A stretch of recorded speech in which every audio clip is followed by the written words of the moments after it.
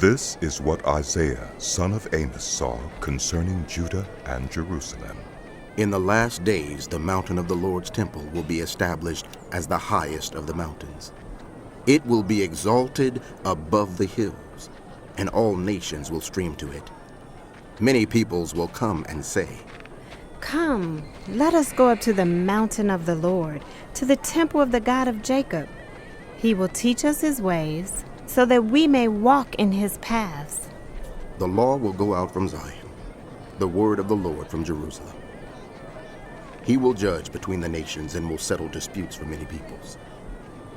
They will beat their swords into plowshares, and their spears into pruning hooks. Nation will not take up sword against nation, nor will they train for war anymore. Come, descendants of Jacob, let us walk in the light of the Lord.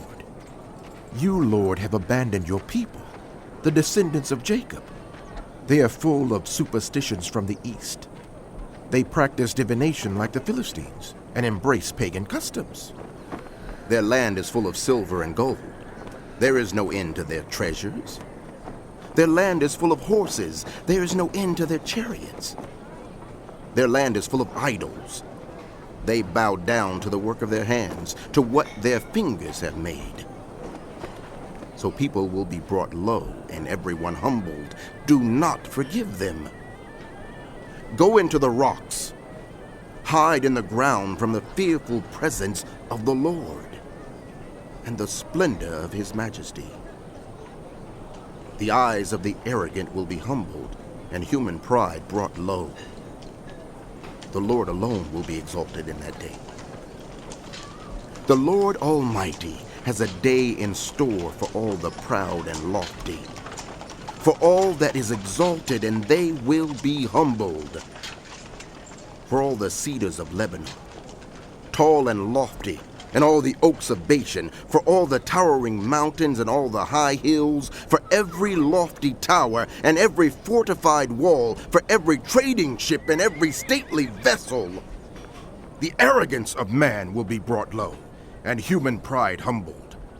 The Lord alone will be exalted in that day, and the idols will totally disappear. People will flee to caves in the rocks and to holes in the ground from the fearful presence of the Lord and the splendor of his majesty, when he rises to shake the earth. In that day, people will throw away to the moles and bats their idols of silver and idols of gold, which they made to worship.